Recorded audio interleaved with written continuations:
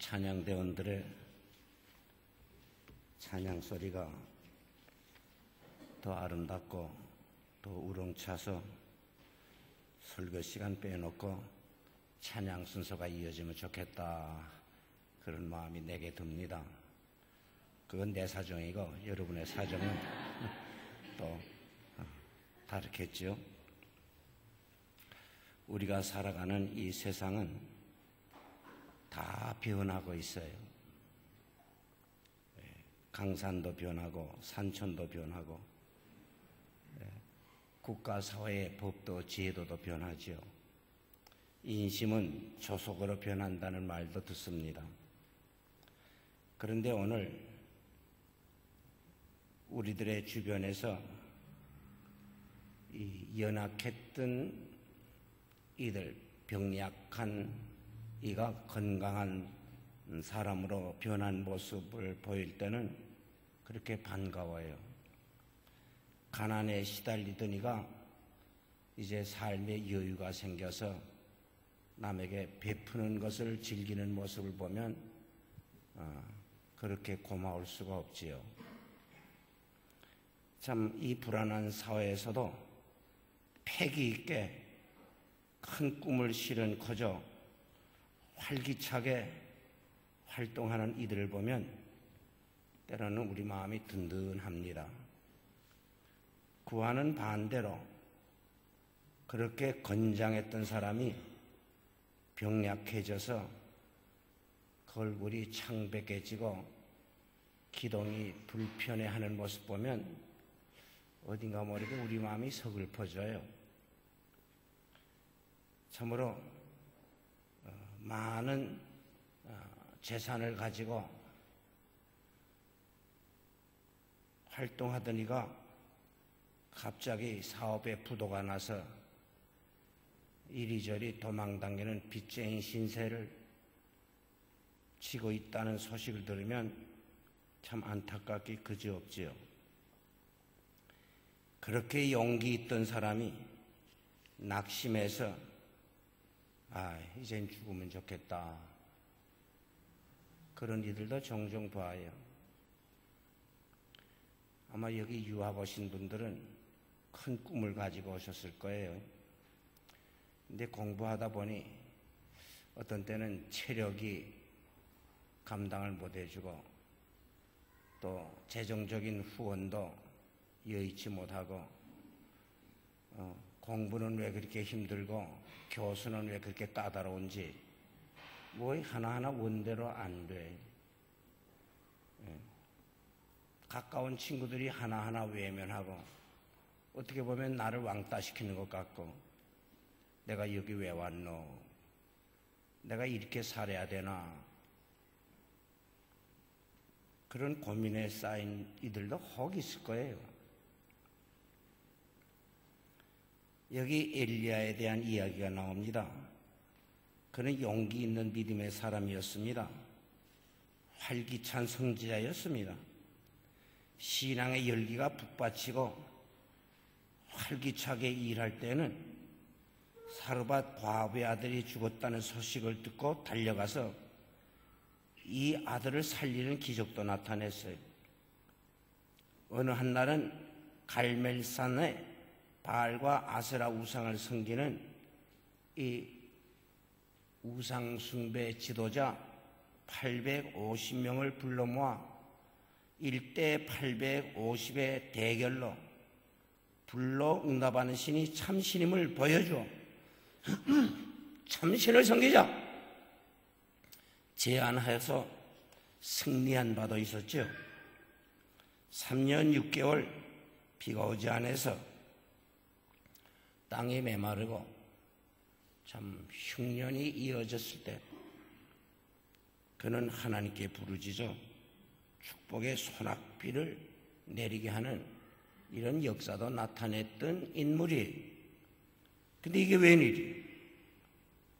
어느 날은 로뎀나무 아래 쓰러져서 죽기를 구합니다. 여호와여, 넉넉하오니 지금 내 생명을 취하소서. 나는 내 열조보다 낫지 못합니다. 하나님, 이젠 죽으면 좋겠어요. 내가 누구보다 뭐 나은 게 없으니 내가 이 어려움을 어떻게 이겨내겠습니까? 죽으면 좋겠어요. 그 처절한 모습을 여기 드러내고 있어요. 이 엘리야가 낙심하게 된 원인이 무엇이었을까요? 그런데 얼마 후에 그는 새 힘을 얻었어요. 재기했어요. 참으로 놀라운 새 일을 했어요. 성경 기록을 보면 그는 죽지 않고 승천한 인물이 죽음의 권세까지 이기는 사람이 됐다는 것이죠. 마태복음 17장에 보면 예수님께서 베드로와 요한과 야고보를 다리고 변화산에 올라가서 기도할 때 그 모습이 변했는데 거기에 모세와 엘리야가 찾아왔다는 기록이 있습니다. 실로 그는 승리자 중에 승리자가 됐어요. 어떻게 그가 재기할 수가 있었을까요? 먼저 엘리야의 낙심의 원인 4가지를 지적해 봅니다.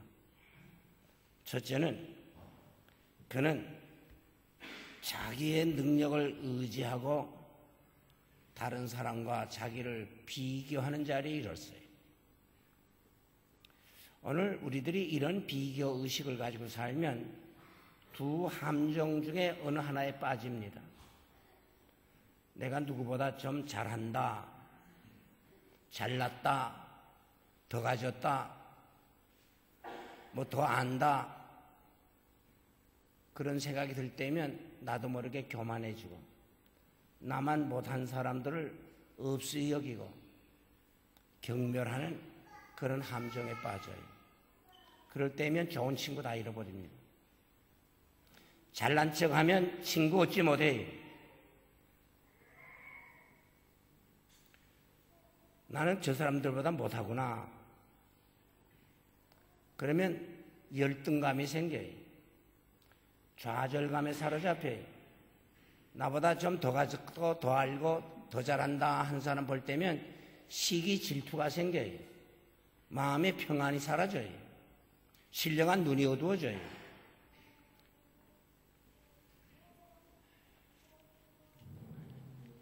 이 엘리야가 지금 로뎀나무 아래 쓰러져서 죽기를 구합니다. 여호와여 넉넉하오니 지금 내 생명을 취하소서. 나는 내 열조보다 낫지 못합니다. 나 조상보다 나은 게 없어요. 이게 엘리야의 겸손한 말이 아니에요. 그는 자기의 능력을 의지하다가 이 힘 가지고 어떻게 저 폭군 아합의 세력을 이겨내겠나? 내 이 힘 가지고 어떻게 저 불신앙의 세력과 싸워서 내가 이길 수 있겠나? 이건 불가능이야. 이런 처지에 이른 거예요. 여러분이 대망을 품고 여기 공부하러 오셨는데 내가 어제 한 친구에게 카루소 본 삼고 싶지요? 내 그런 말 했어요. 뭐 여러분이 다 조수미 될 수는 없을 거예요.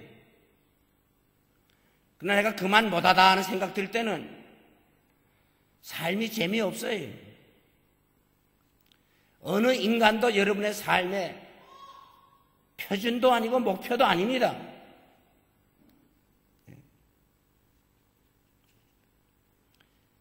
자기 자신을 자저자저 진단하면서 살아가는 게 지혜로워요.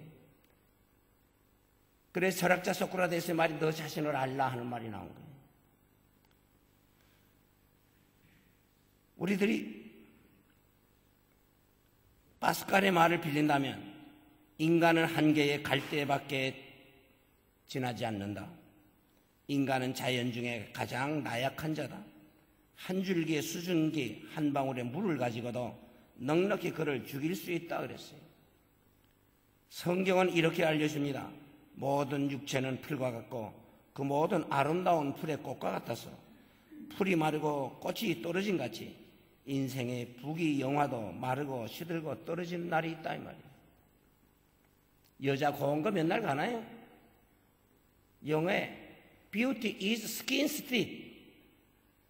아름다움이 피부 뚜껑에 달렸다 그랬어요. 아이 두세 나면 다 죽어라지는 인생이에요. 장사 맨날 가나요? 어제의 장사가 오늘 불구자가 돼서 기동못 하는 거 많이 봐요.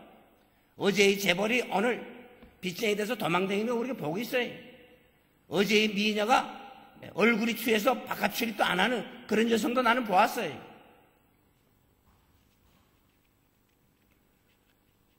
정말로 세상에 똑똑한 사람 같고 박식한 사람 같은데 하룻밤 사이에 자기 부모도 몰라보는 알아보지 못하는 멍청이가 되는 그런 사람도 봤어요.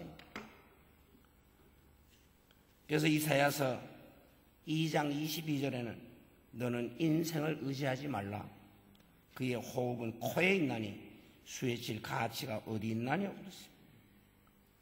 자기 자신을 의뢰하거나 의지한다는 건 신앙적 면에서는 약해짐이요. 세상을 두렵게 보도록 우리들이 믿음의 자리에서 떠나는 처지에 이릅니다. 너는 인생 의지하지 마라. 세상에 가장 못 믿을 대상이 자기 자신입니다. 여러분의 배탈을 누가 많이 내줍니까? 어머니가 많이 내줘요? 짜장면 장수가 많이 내줘요? 자기가 자기 배탈 많이 내요. 누가 여러분을 제일 많이 속입니까? 자기 자신이 제일 많이 속여요. 아침에 일어나서 어느 누구 만나야지, 어느 어디 갔다 와야지, 어느 뭐 해야지. 저녁에 잠자리 들기 전에는 만날 사람도 안 만났고 할 것도 안 하고 자기가 자기 속인 거 아니에요? 웃긴 왜 웃어요? 그렇게 자기 속이면서 살아가면서요. 그러면서도 괜찮아. 자기에게 대해서는 왜 그렇게 관대한지요? 남에게 대해서는 왜 그렇게 엄격한지요? 그러니까 삶에 빛이 없어요. 두 번째 낙심의 원인은 하나님의 절대적인 주권을 믿는 그 믿음이 약해졌을 때 약해졌어요. 우리 하나님이 천지 만물을 창조하신 것을 우리가 믿어요. 예수님 말씀하신 대로 하나님은 지금도 일하시고 계세요. 우리 하나님께서 역사의 핸들을 쥐고 만국 만왕을 주관하시고 만물을 관할하십니다. 그가 인생에 살고 죽는 것을 주관하세요. 그래서 사무엘상 2장 6절에 보게 되면 여호와는 죽이기도 하시고 살리기도 하시며 높이기도 하시고 낮추기도 하신도다. 여호와는 가난하기도 하시고 부하기도 하신다는 말씀이 있습니다. 예수님 말씀하시기를 참새 한 마리도 하나님께서 허락지 아니하시면 땅에 떨어지지 아니한다고 하셨지요. 우리 하나님의 섭리의 손길은 너무너무 섬세합니다. 그렇다면 이 엘리야 선지의 생명이 폭군 아합왕의 손에 달려있는 것이 아니라 이 말이에요. 악한 무리의 세력이 엘리야의 생명을 좌우하게 되어 있지 않다 이 말이에요. 아합과 이세벨의 모략이 있다고 해도 하나님께서 그들에게 경영하는 것을 호사로 돌리시고 하나님의 선하신 뜻을 온전히 이루실 수 있어요. 엘리야는 잠깐 하나님의 그 섬세한 섭리를 잊었고 하나님의 주권을 잠시 망각한 자리에 있은 것 같아요. 잠언 19장 21절에 사람의 마음에 많은 계획이 있어도 오직 여호와의 뜻이 완전히 서리라. 우리가 알고 살아갈 것은 내 원대로 된다고 잘 되는 건 아니라는 거예요. 내 소원 이루는 것이 성공이라는 거 아니라는 거예요. 내가 부자 돼야지. 도둑질하고도 부자 될 수 있어요. 강도질하고도 부자 될 수 있어요. 그걸 우리가 성공이라 합니까? 아니에요. 우리의 성공이란 하나님의 기뻐하시는 뜻을 이루며 그 뜻을 이루어가는 삶 자체가 성공이에요. 여러분이 박사 학위를 받아 가지고 귀국해야 성공인 줄 압니까? 여러분이 날마다 감사하며 즐거워하며 믿음의 길을 가는 그 삶 자체가 성공이에요. 거기 빛이 있어요. 거기 성령의 역사가 있어요. 하나님의 뜻이 이루어져요. 주의 영광이 나타나요. 이 엘리야는 자기 원대로 되기는 이제 틀렸구나. 내가 저것들에게 붙잡히면 가혹하게 고문을 당하고 비참하게 죽음을 당하지 않겠나. 차라리 죽으면 좋겠다. 이 지가 이런 거예요. 세 번째 원인을 보면 그가 외로워졌을 때 낙심지경에 이르렀어요.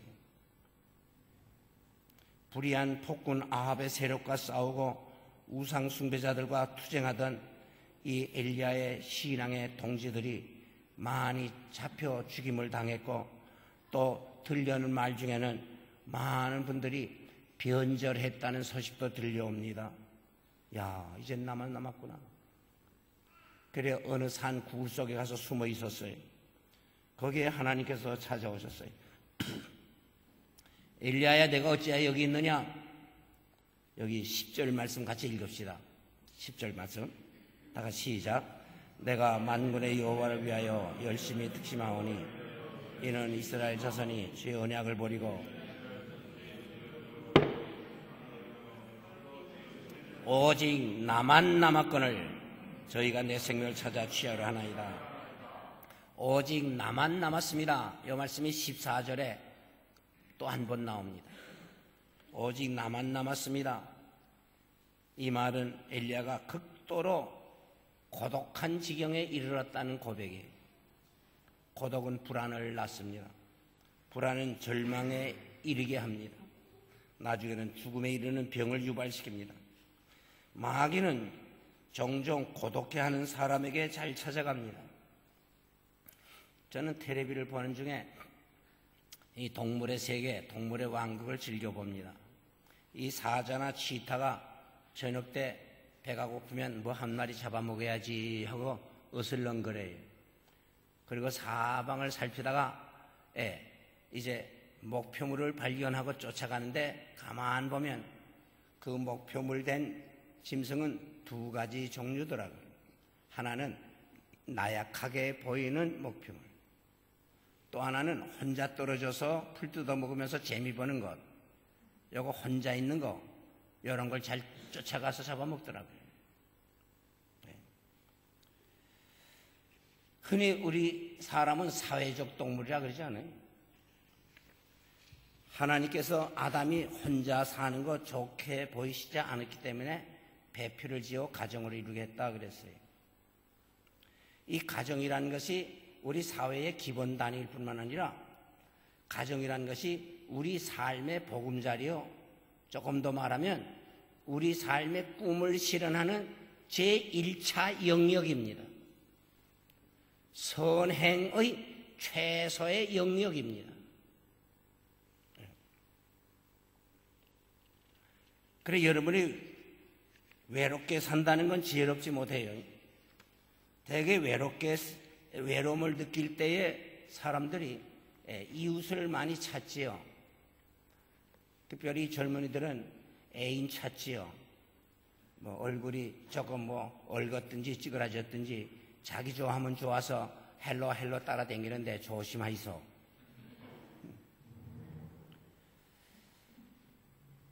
조금 조심스러운 표현이지만 하나님 중심하지 아니한 사람, 하나님의 말씀을 삶의 규범으로 자기 삶의 신조로 삼지 아니한 사람의 삶의 목적, 소원은 세 가지밖에 없어요. 여러분의 부모이든 형제든지 심지어 남편이든지 그 세 가지가 뭔지 아세요? 잘 먹자, 식욕의 만족이에요. 식욕의 만족. 두 번째는 뭐예요? 즐기자, 엔조이. 그것이 현실적인 극치가 성욕의 만족으로 많이 나와요. 그게 바람 피우는 거예요. 세 번째는 뭐예요? 명예욕의 만족, 한 자리 하자 이거예요. 남의 꼭대기에 좀 올라서 보겠다는 거예요. 이 욕심 채우려고 몸부림치면서 뛰어다니는 겁니다.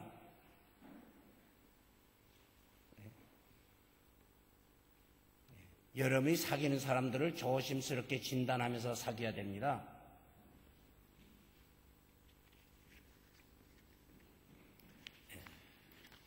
이 엘리야가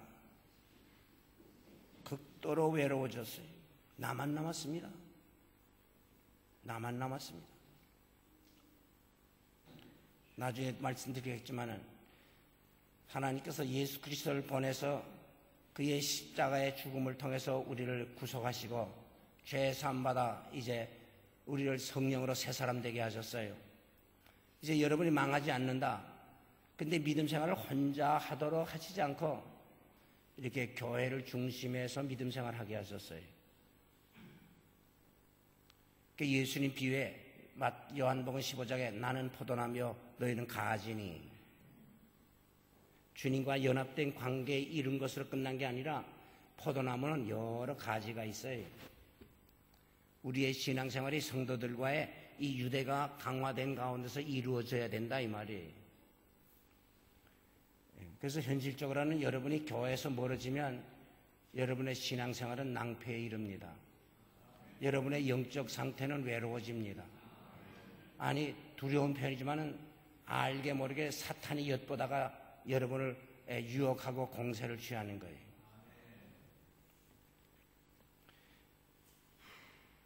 사람은요, 아무도 나를 보지 않는다 할 때 두 가지 실수 잘해요.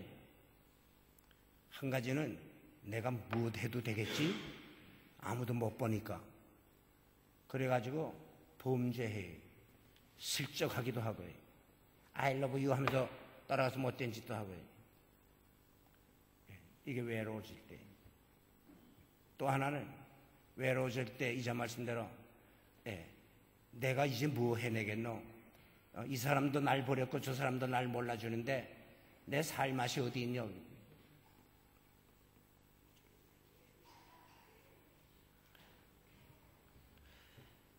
한 가지 더 엘리야가 낙심하게 된 원인을 지적한다면 사명의 소중성을 잠시 망각했을 때 낙심하게 된 거예요.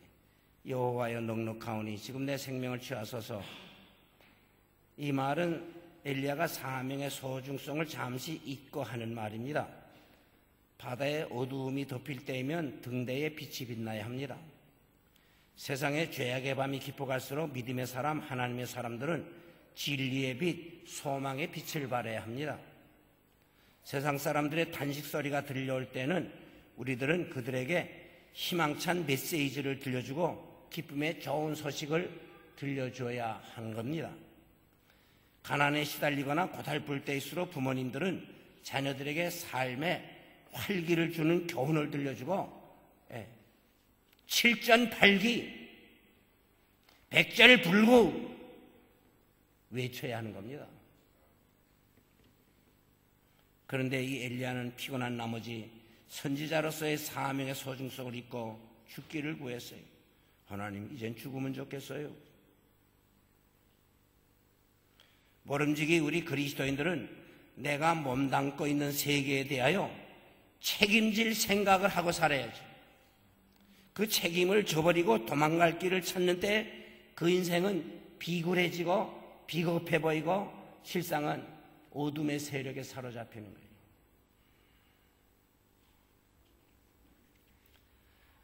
이 엘리야가 이제 재기합니다.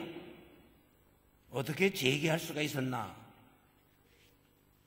첫째는 그가 하나님께 울부짖었다는 거예요. 여호와여 넉넉하오니 지금 내 생명을 취하소서. 이건 엘리야의 기도입니다. 기도. 어디 가서 자살하려고 하지 않았어요. 물에 빠져 죽으리라 뭐 어떻게 하리라가 아니라 하나님 앞에서 울부짖는 거예요. 이게 엘리야의 기도예요. 기도. 시편 50편 15절에 환난 날에 나를 부르라 내가 너를 건지리니 네가 나를 영화롭게 하리로다. 이 하나님의 약속의 말씀이에요. 따라합시다. 환난 날에 나를 부르라 내가 너를 건지리니 네가 나를 영화롭게 하리라. 하나님의 약속이에요. 예레미야 33장 2절 이하에 이 일을 행하시는 여호와 그것을 지어 성취하는 여호와가 이같이 이르노라. 너는 내게 부르짖으라 내가 네가 응답하겠고 내가 알지 못하는 크고 비밀한 일을 네게 보이리라 그랬어요. 예수님 말씀 기억하시죠? 구하라 그러면 너에게 주실 것이요 구하는 이마다 얻을 것이요 찾는 이가 찾을 것이요 문을 두드리게 열릴 것이니라. 너희가 악할지라도 자식에게 좋은 것 줄 줄 알거든 하물며 너희 천부께서 구하는 자에게 성령을 주시지 않겠느냐? 누가복음 11장 13절에 있는 말씀이에요.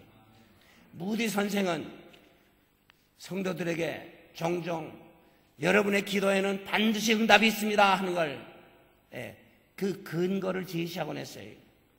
믿음의 사람들이요, 여러분의 기도에는 반드시 응답이 있어요. 첫째는 하나님이 기도에 응답하시겠다고 약속했기 때문에 진실하신 하나님은 그 약속을 저버리지 않는다 이거예요. 그래서 주는 일양 미쁘시니 믿음직하시니 자기를 부인하실 수 없나니라 성경 그래요.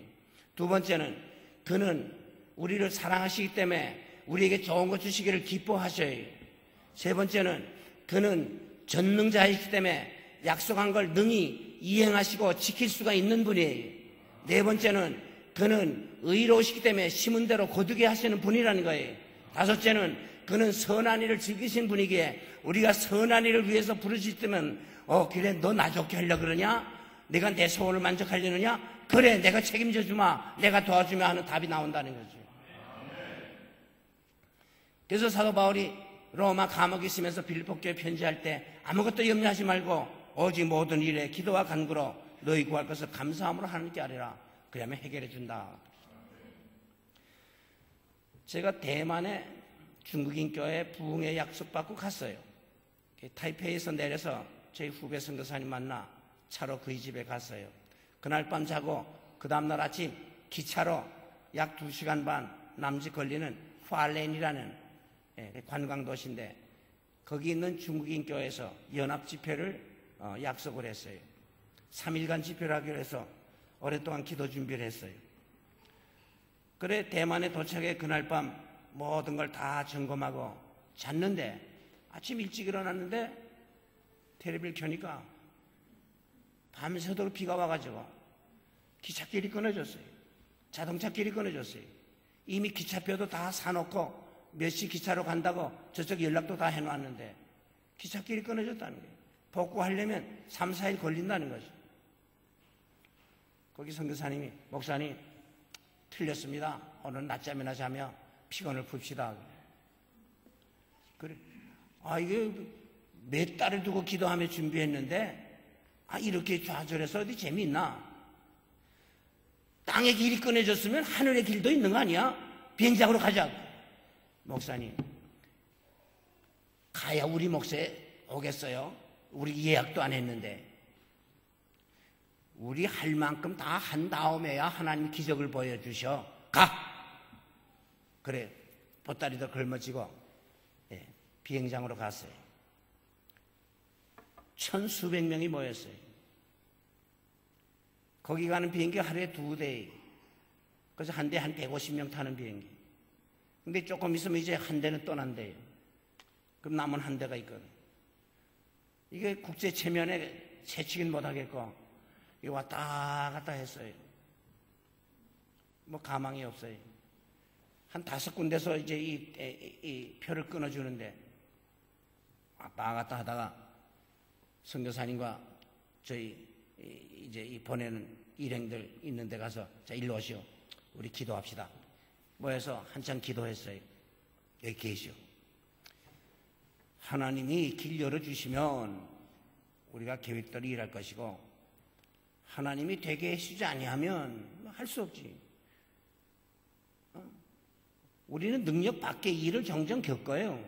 만사가 돼 다 내 원대로 되는 세상이 아니에요. 그래 왔다 갔다 하다가 저쪽에 갔는데 정장을 한 젊은 청년이 뒤에서 그 티켓팅 하는데 뒤에서 왔다 갔다 하는데 감독자예요. 저쪽에 가서 에이 불렀어요. 내가 내 여권을 내 보이면서 나 코리안이다. 내가 파일런에 가야 되는데 당신 날 좀 협조해달라. 내가 중대한 일로 간다. 네, 표 하나 부탁한다. 오케이. 그래서 가요. 에이, 가만. 여기 통역을 다리고 가야 되니까 한 장 더 부탁하자. 그래서 같이 돈들 딱 주었어요. 이쪽에 있더니 가지고 가요. 저리 가면 저리 따라가고, 저리 가면 저리 따라가고. 그 친구 잃어버렸다는 패스포드도 잃어버리거든요. 몇 번 왔다 갔다 했는데 저쪽에 가더니 싹 집어넣어. 근데 표 2개를 끊어가지고 온단 말이에요. 됐다. 그래서 날 불러요. 그래서 다 좋아요. 그래서 Thank you very much. God bless you. 그래가지고 비행기 타고 가서 차질 없이 그 집회를 다 했어요. 예, 여러분, 기도하는데도 응답이 없을 때는 세 가지로 진단하면 돼요. 세 가지로. 첫째는 그릇이 깨끗이 못해서 안 주시는구나. 회개할 기회를 가지세요. 더러운 그릇에는 좋은 거 안 담아줘요. 여러분의 마음 그릇을 깨끗이 해야 된다는 걸 깨달아요. 두 번째는 아직 시간이 안 됐구나. 하나님의 시간이 차야 응답이 와요. 3대 독자집에 며느리 들어와서 아기 잉태해도 달 차고 나야 그 가정의 기쁨이 되지. 5개월 됐는데 야 우리 집에 선 귀한 집이야. 누워라. 내 배를 꽉꽉 눌러줄게. 빨리 나라 해서 나와서 가정의 기쁨이 오는 거 아니에요. 달이 차야 돼. 하나님의 시간이 차야 돼. 여러분이 3년 혹은 4년에 공부 마친다. 그건 세상 제도가 그런데 하나님이 허락해야 되는 거지.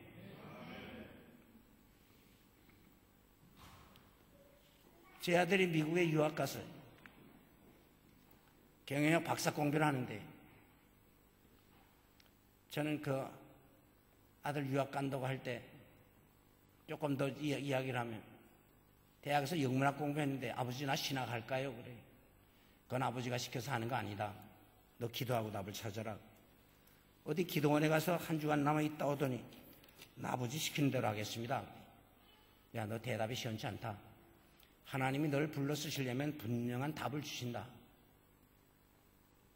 저도 경제과 출신입니다. 예, 늦게 35인가 34세 신학했어요. 예, 재무부 근무하다가 이렇게 좀 다른 길로 좀 돌았어요. 하나님이 불렀을 때는 분명한 답을 주십니다. 너 일반 학과 해라. 그때 인기 학과가 경영학이. 그래서 서울에서 대학원에서 경영학 1년을 공부하더니 데모가 자주 나고 공부가 안 된다고 미국 유학 간다 그래서 좋다.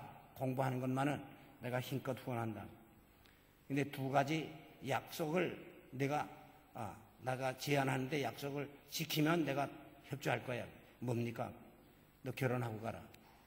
그때 24살이 결혼하고 가라. 거기 유혹이 많아서 너 혼자 가 있다가 실수하면 집안 망신 다 해. 두 번째는 거기 친척이 좀 있는데 너 고달프다고 이 집 저 집 땡기면서 너 손 벌리면 안 돼. 그러면 미국 유학 가서 거지 근성밖에 배울 게 없어. 3년에 못하면 5년에 해. 5년에 못하면 10년에 해도 돼. 미국은 밑바닥부터 배워야 돼. 약속할래? 네. 그래서 그렇게 해서 미국 유학 가게 했어요.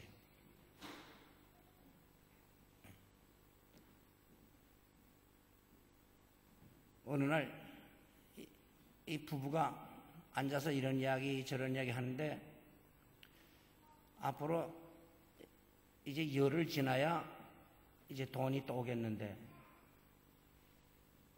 이 돈이 500불 남았대나 얼마밖에 안 남는데 그래서 서로 이야기하다가 우리 오늘 밤에 예배당 나가 기도합시다. 둘이 나가 밤새서 울며 기도했대. 그 다음에 아침에 들어왔더니 전화가 왔는데 당신 직장 찾았어? 찾았다고 그래. 그럼 우리 마트에 나오시오. 갔더니 1시간에 아주 상당히 많이 준대. 일은 컨테이너에 짐이 오면 그거를 받아가지고 창고에 갖다 쌓는 일이. 돈을 많이 준다니까 그걸 했던데 안 하던 일 하니까 그날 저녁에 집에 오니까 허리를 못 쓰겠더래. 그래서 하루밖에 일을 못했더니 한 이틀은 허리가 아파서 출입도 못하고 있는데 또 전화가 왔어. 당시 직장 찾는 데서 전화했다고 그래. 나오라고. 갔더니 변호사 사무실이 바로 번역해주고 사건 나면 통역도 해주고 하겠다고. 근데 내게 조건이 있습니다. 난 유학생이기 때문에 수표지면 못 씁니다. 현찰 주시겠습니까? 준다. 또 나는 학생이기 때문에 학교 갈 시간을 배려해 줘야 내가 일할 수 있습니다. 언제 가냐? 그 이야기를 했더니 좋아. 새벽이고 밤이고 8시간 당신 채워라. 또 하겠다. 나 한 가지 조건이 또 있습니다. 난 주일날은 교회 여러 가지 일을 맡아서 여기 나오려면 못 나옵니다. 우린 주일날 일하는 게 없어. 그래 거기서 일을 했어요. 거기서 아마 한 2년 남아 했는지요.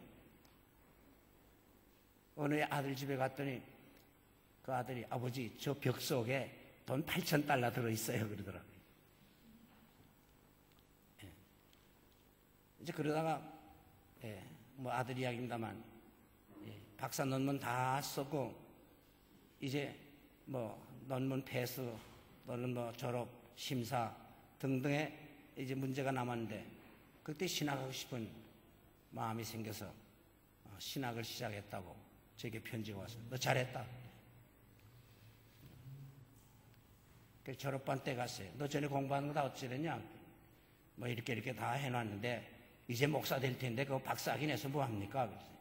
그거 위해 수고 많이 했는데 다 끝내라. 그래서 제 아들이 목사 되던 해 경영학 박사 학위도 받고 지금 시카고에서 일을 해요. 아들 이야기를 했는데 내가 하나님께 감사하는 게 있죠. 고달플 때에 하나님께 울부짖으면서 기도하고 기도응답의 체험이 있기 때문에 오늘 목사 구실을 하고 있어요. 기도응답의 체험을 해야 여러분의 신앙의 후배들을 바로 가르치고 바로 세우고 바로 인도할 수가 있다 이 말이에요.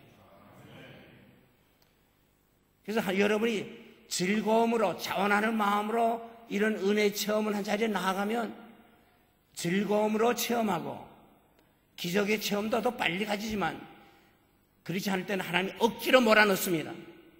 억지로 몰아넣어요. 아시겠어요?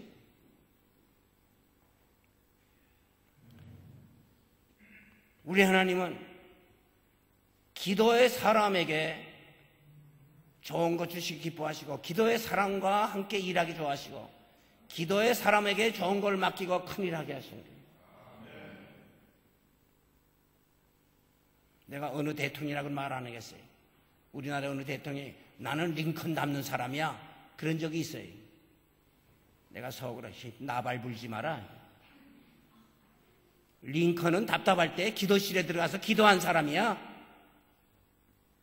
나 당신 기도한다는 소린 꿈에서도 내 못 들어봤어요. 뭐 링컨 닮아가? 링컨은 문제 있으면 성경을 펴놓고 답을 찾던 사람이요.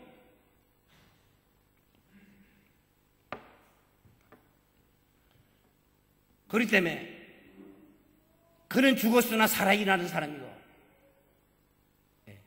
헛소리한 사람은 비참하게 죽고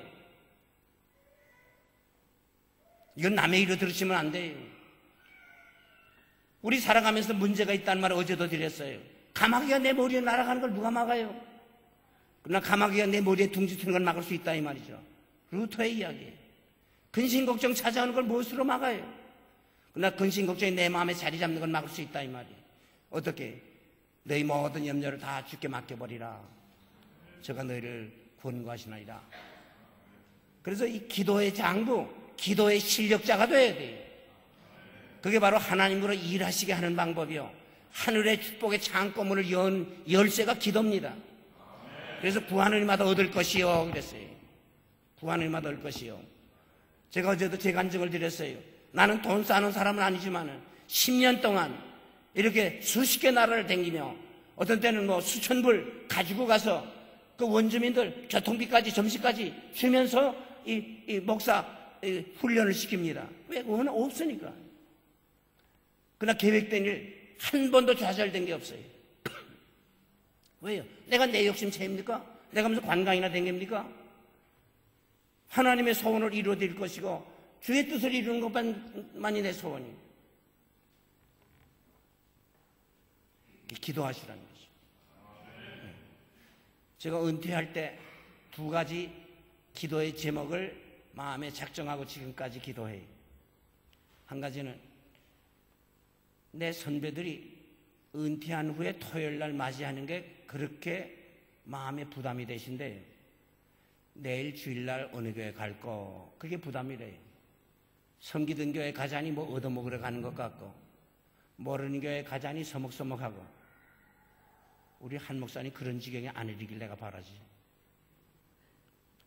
내가 그 말을 듣고 내 때도 이제 가까우는데 이거 기도의 문제로구나.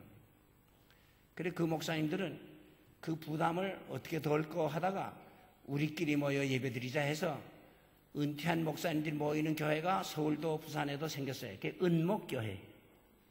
그래서 돌아가면서 이제 이 설교하고 그런데, 근데 저는 기도의 제목을 잡았죠. 하나님, 나 은퇴한 후에도 주일마다 기도할 수 있도록 기회를 만들어 주세요. 지금 10년 됐는데 내가 병원에 입원해 있는 그 몇 주 외에는 지금까지 한 번도 안 빠지고 주일마다 저희 설교를 합니다. 하나님 그대로 들어주셔요.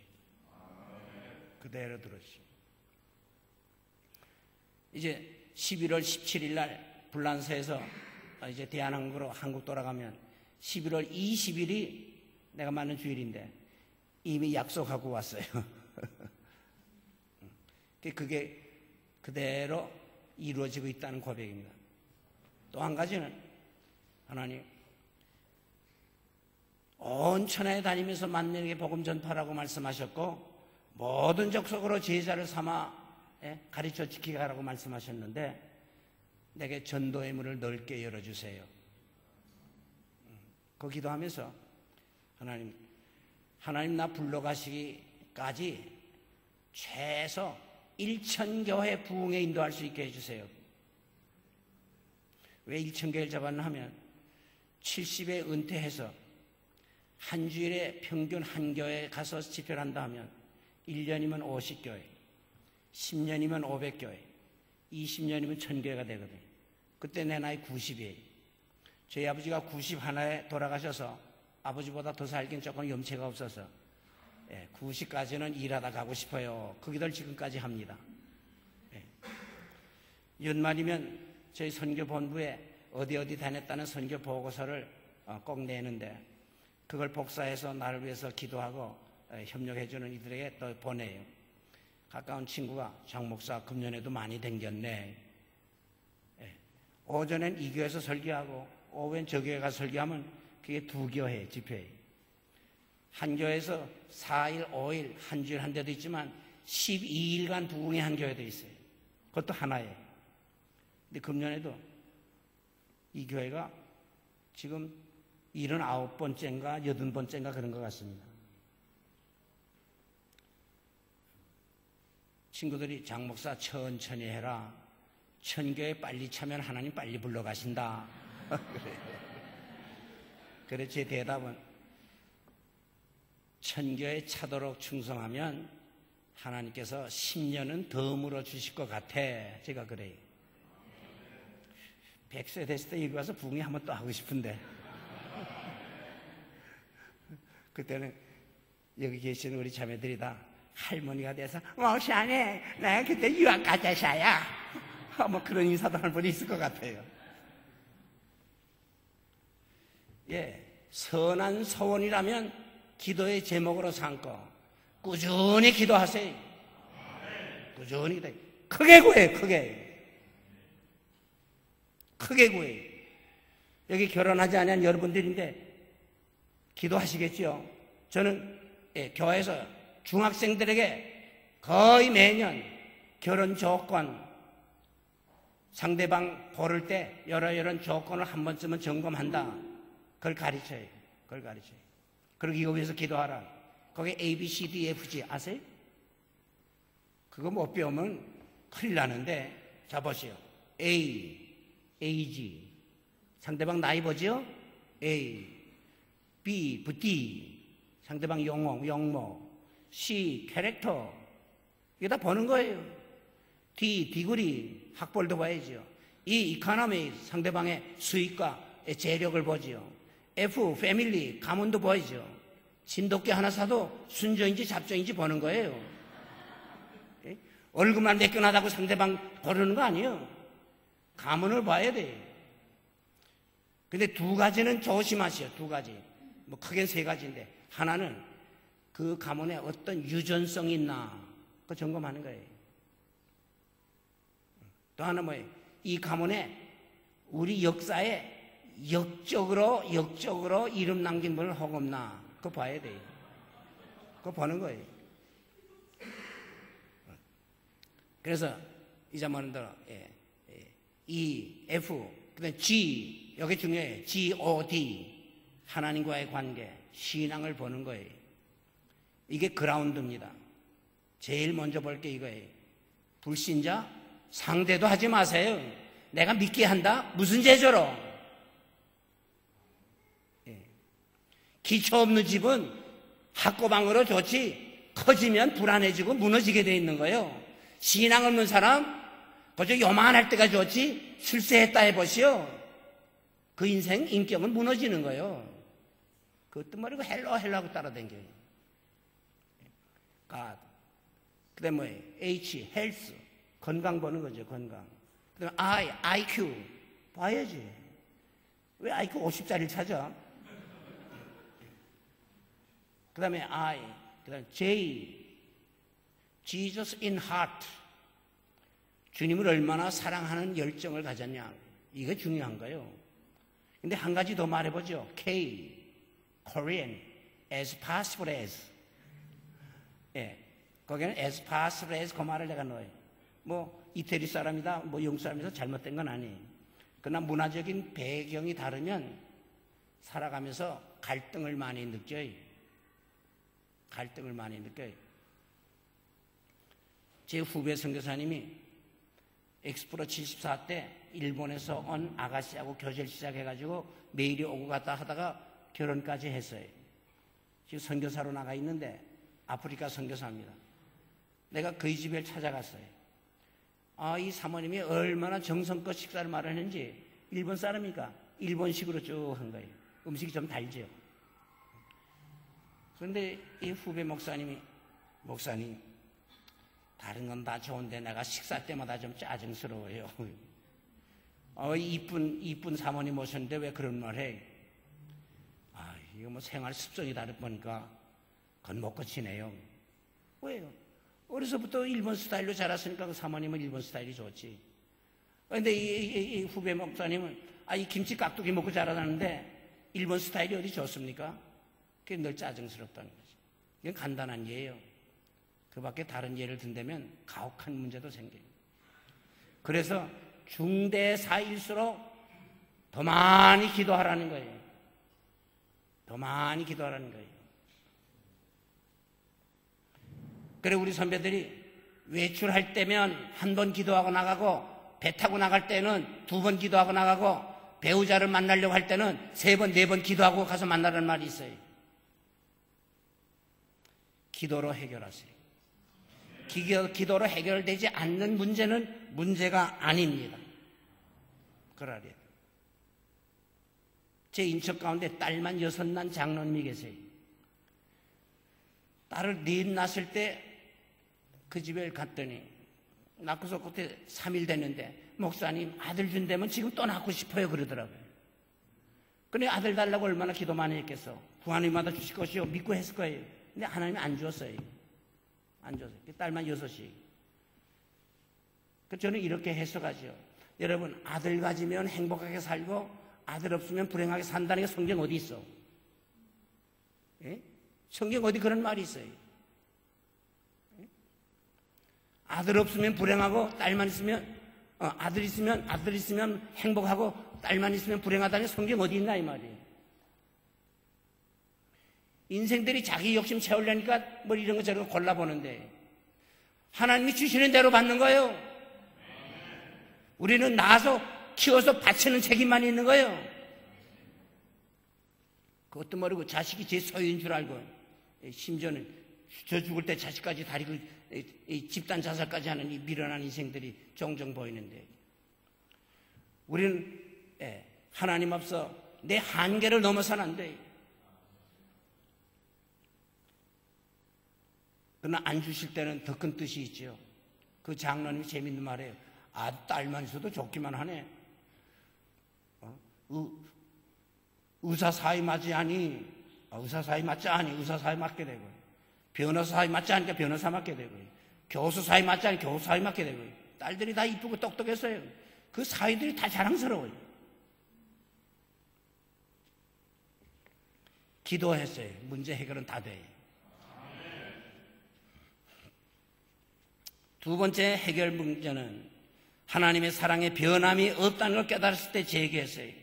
하나님께서는 쓰러진 엘리야에게 천사를 보내어 먹을 것 마실 것을 공급해 주셨습니다.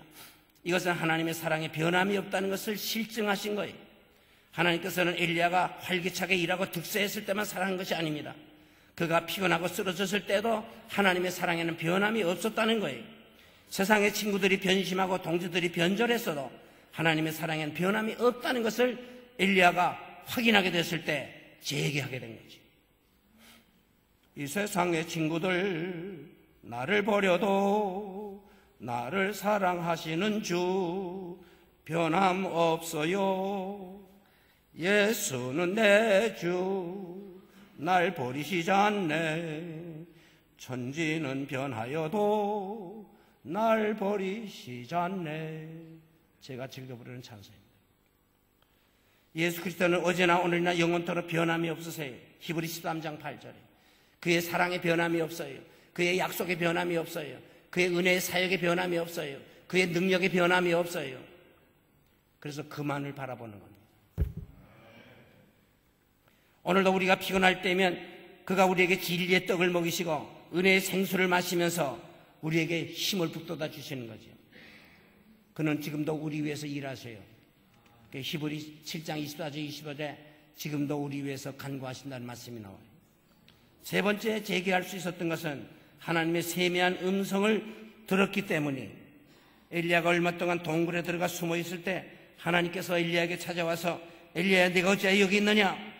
너는 나가서 산에 섰으라 했어요. 굴 밖에 나와서 산에 섰을 때 그때 강한 바람이 일어나요.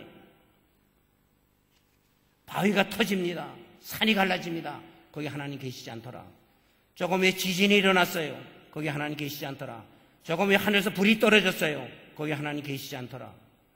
흔히 많은 사람들이 답답할 때면 무슨 기적이나 여행이 있길 바라는데 우리 하나님이 기적을 행하실 수 있는 분이지만은 기적은 희적입니다. 기적은 희적이에요. 하나님이 일하시기 좋아하는 방법은 그의 말씀으로 일하셔요. 오늘 우리들이 신앙을 여기에 맞춰야 됩니다. 조금의 세미한 음성, 고요한 가운데 들려오는 음성이 있었어요. 그 음성을 들었을 때 엘리야는 신앙의 잠에서 깨어났어요. 벌떡 일어났어요. 그 음성은 믿음의 귀로만 들을 수 있는 음성이에요. 그 음성은 겸손한 자에게 들려지는 음성이에요. 오늘날 하나님의 그 음성은 이 기록된 말씀을 통해서 주로 우리에게 임합니다. 왜? 공중에서 나는 음성이 마귀의 음성인지 하나님의 음성인지 우리가 분별할 만한 그런 지력이 없어요. 노랗다고 다 금이 아닙니다. 가짜 금도 노래예요. 하늘에서 들려오는 음성이라고 다 하나님 음성 아닙니다. 마귀도 그런 장난해요. 반짝거린다고 다 다이아몬드 아닙니다. 가짜도 반짝거려요. 그래서 이 자리에 바로 이 신학의 전문가 경건 훈련을 그래도 어느 정도 쌓았다고 인정받는 목사를 세우는 이유가 여기 있는 거예요. 장로가 50명 100명 돼도 아무나 이 자리 못 써요.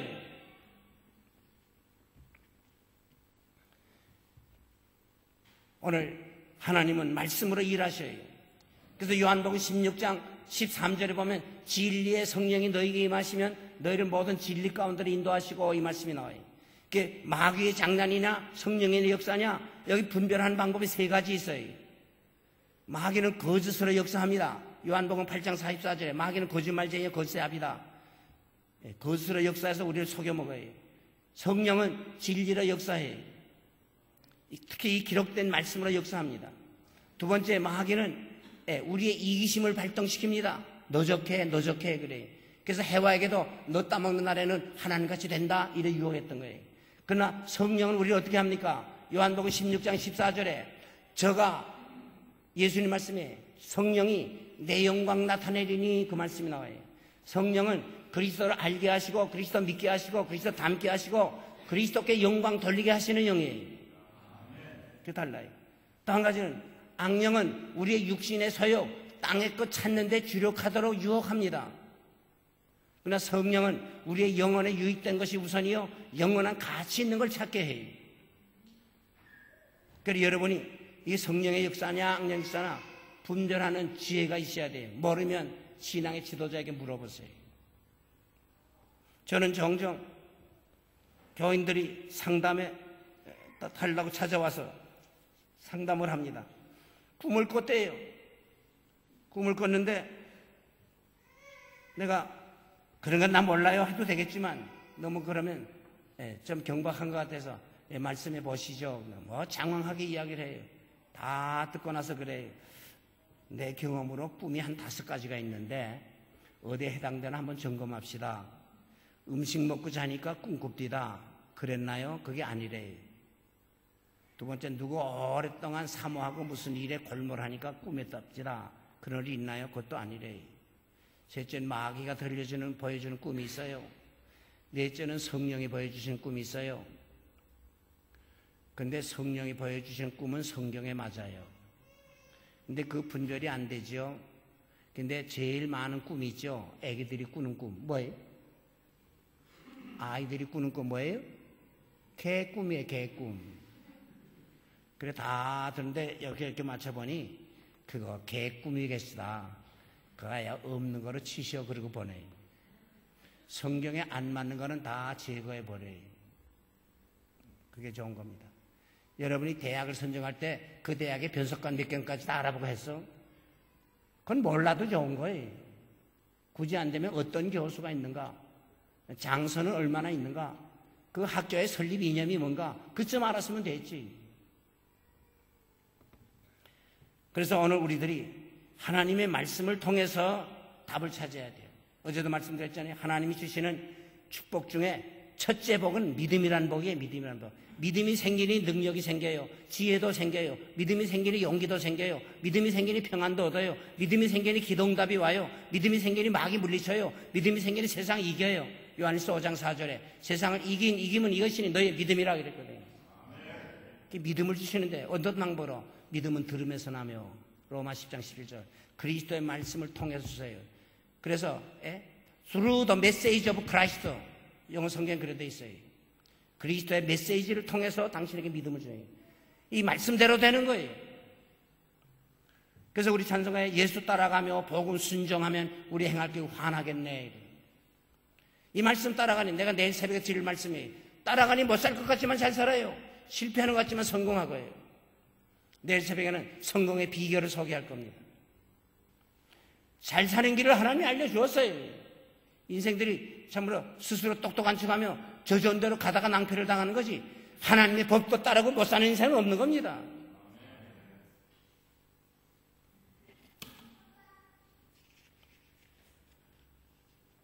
제가 6.25를 겪고 고등학생 시절엔 부모 떠나서 고학을 했어요. 그때는 뭐 다 파괴되고 무슨 공장이 없는데 직장이라는 거 그저 3군데 얻기 쉬웠어요. 하나는 부잣집 가정교사, 그야말로 하늘의 별 따기. 그 다음 하나는 이 신문 배달. 전 그 2가지 다 했어요. 그 다음 하나가 식사하면서 학비 보는데 미군 부대 식당 뽀이야. 제가 미군 부대 식당 뽀이라는 것을 좀 했어요. 왜 그랬냐? 그 부대가 보충 부대인데 미국에서 한국 전선에 오는 미군이 한꺼번에 3, 4천 명씩 와요. 그럼 그들의 식사를 밤새도록 준비하는 거예요. 깡통도 따고 빵도 썰고 이 냉장고에 고기 내다가 녹이기도 하고 그런 일을 하는 거예요.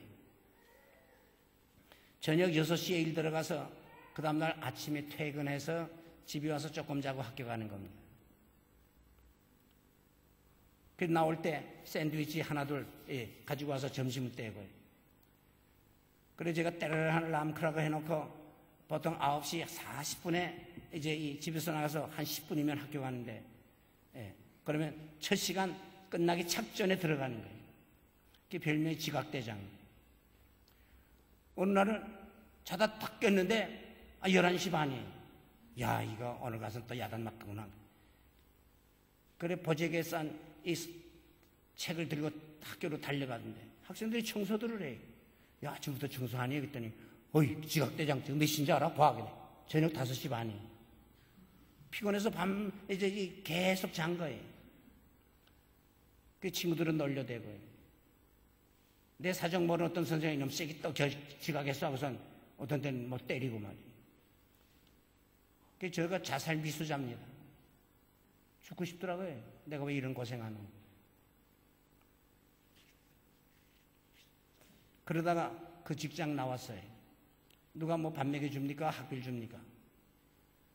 그래 어느 부잣집에 가서 두 아이를 가르치는데 학비는 안 주고 용돈도 안 주고 밥만 먹여준대.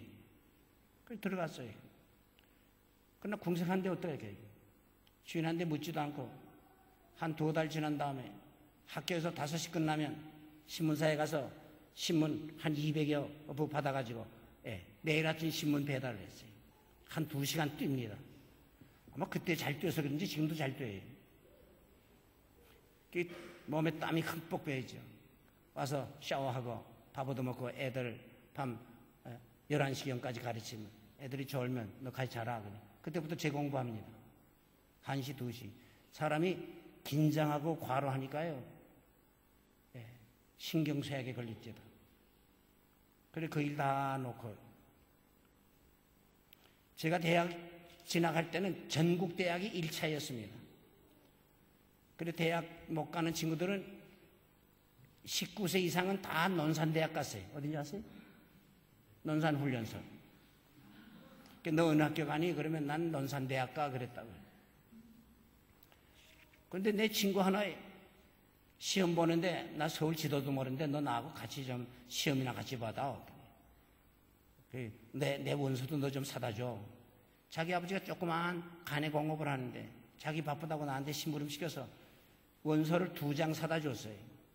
그 친구가 다 쓰더니 한 장 남으니까 내 도장 새기고 어떻게 해서 내 원서까지 다 써가지고 왔어요. 그 친구가 경제과 지망하면서 자기가 경제과를 써서 내가 선택한 경제과가 아니라 친구가 선택한 경제과를 졸업했습니다. 근데 내 이야기를 했으니 말이지. 그나마 내가 수석 졸업이요. 그런데 좀 딴 이야기 같지만 그렇게 어렵고 괴롭고 그야말로 뭐 참 자포자기한 지경에 이럴 때도 하나님 내게 주신 말씀이 있었어요.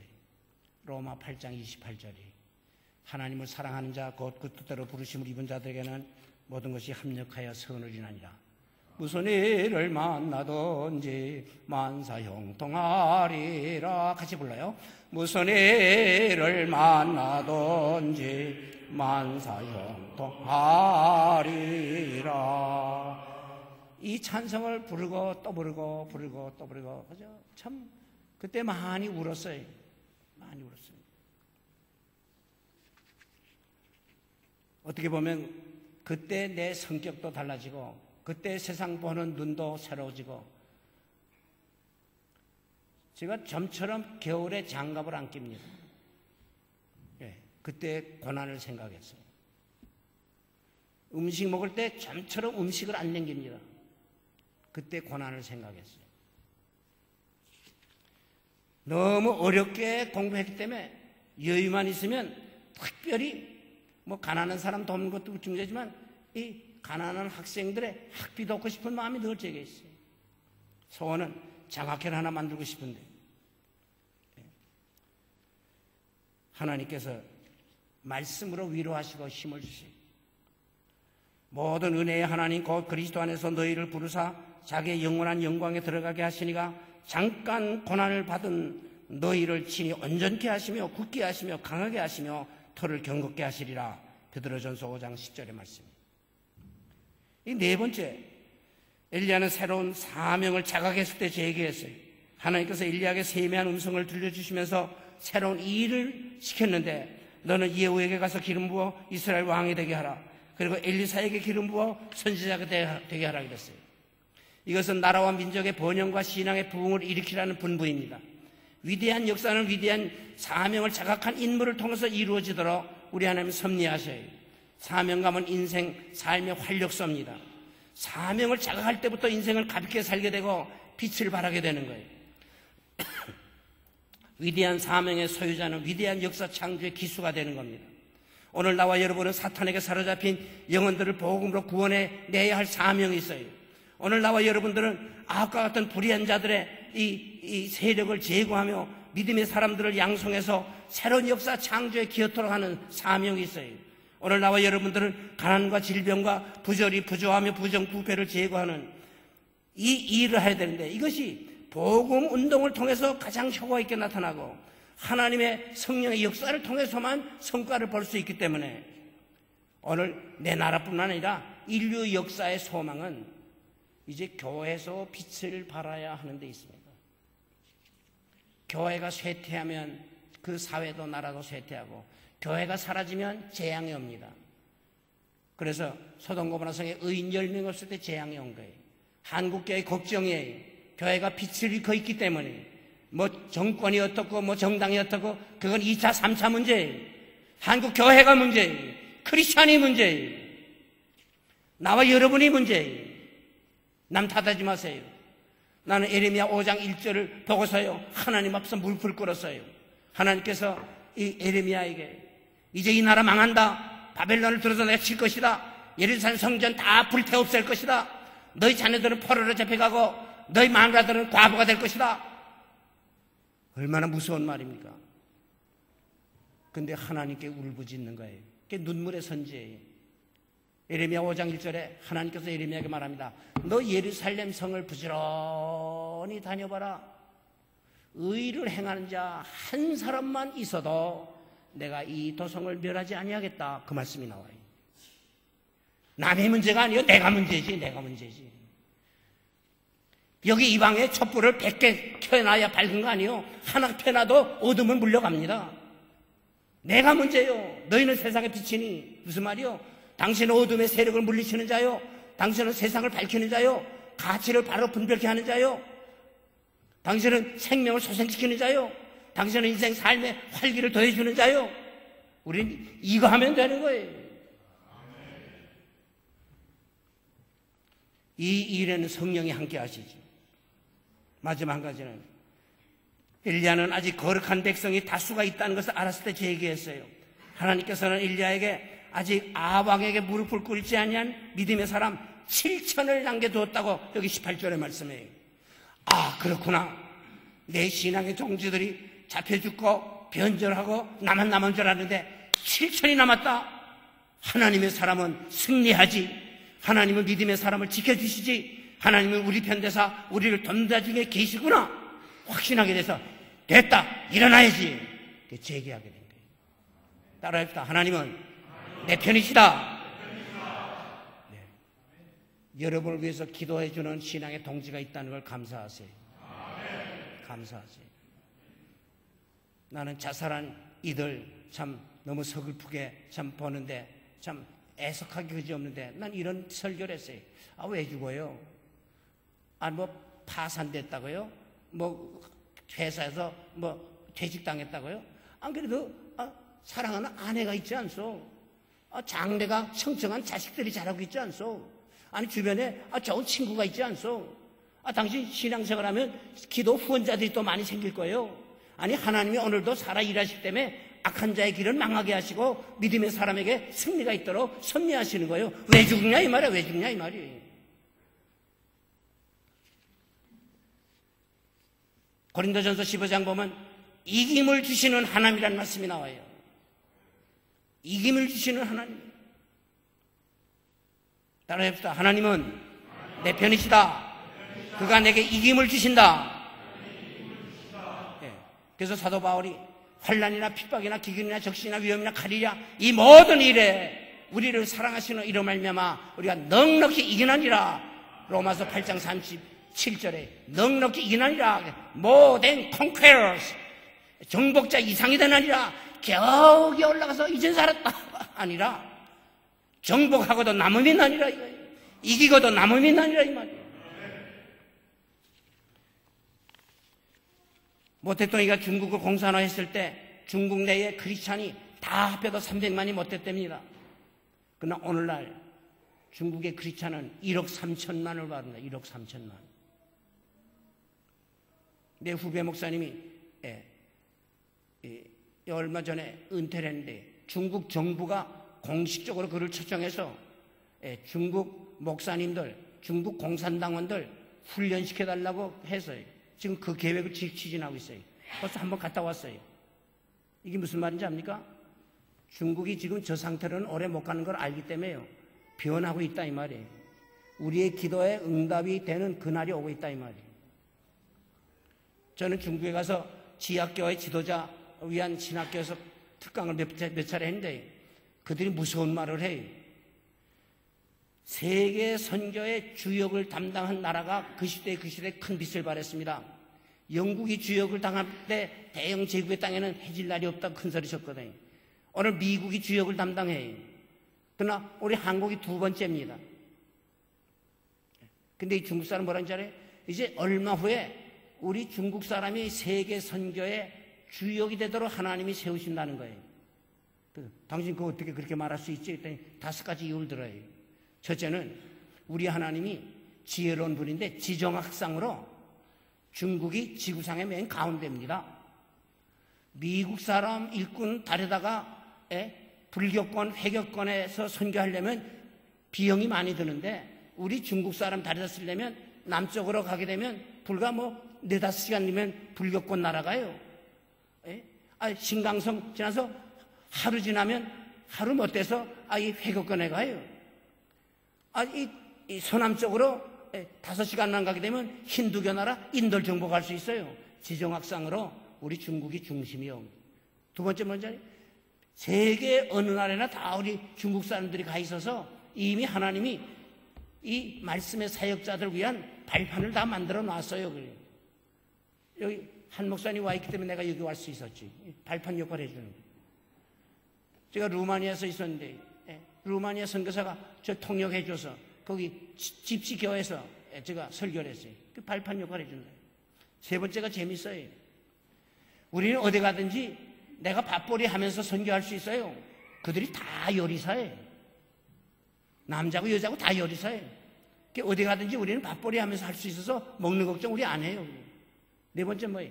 우리 선배들이 공산당에게 붙잡혀서 10년, 20년 감옥 생활을 했지만은 그들이 이겼습니다. 선대에게 이김을 주신 하나님은 우리에게도 이김을 주실 줄 믿습니다. 그 말이에요. 그리고 또 한 가지 뭔지 알아요? 오늘도 우리가 신앙의 자유를 못 누리고 있는데 하나님 왜 이렇게 오래 참고 계시나? 우리를 특별 훈련시키는 기간인 줄 우리 압니다 이거예요. 당당해요. 이 중국의 경제가 많이 성장했다? 그건요 세계 선교를 위한 예비 작업으로 하나님이 역사하고 있는 거라고 우리 해석합니다. 이제 말씀을 마칩니다. 오늘 나와 여러분은 중대한 사명을 받았어요. 이제 우리는 더욱 기도에 힘쓸 거예요. 하나님과 함께 일하는 자이기 때문에 이제 우리는 참으로 주님의 사랑에 변함이 없다는 걸 믿고 감사하면서 그를 의지하고 나갈 거예요. 이제 우리는 주의 음성에 더욱 귀를 기울여 그의 말씀이 가라는 데 갈 것이요 서라는 데 설 것이요 말씀에 붙잡혀 우리는 살아갈 거예요. 이제 우리는 사명을 자각하고 나를 통해 땅에 그 많은 사람들이 주를 알게 되고 믿게 되고 복받게 되는 자리로 나오도록 우리는 인도할 자인 것을 우리들이 의식하고 주의 일에 임할 겁니다. 신앙의 동지들이 내 주변에 있다는 걸 감사하면서 서로 위로하고 격려하고 세워주고 받들면서 주의 법을 성취해 갈 겁니다. 이런 사람들에게 생명의 면류관, 의의 면류관, 영광의 면류관이 약속되어 있다고 성경은 가르칩니다. 기도합시다. 다 한 목소리로 기도합시다. 참으로 하나님이 여러분을 특별히 사랑하십니다. 세계의 무대에서 크게 일하시도록 훈련을 시키는 줄 압니다. 주여 내가 여기 있습니다. 나를 붙들어 쓰시옵소서. 이 훈련을 감당케 하시고 실력 있는 그리스도인으로 하나님의 일꾼으로 세움받게 하소서. 다 입을 벌려 기도하시기 바랍니다.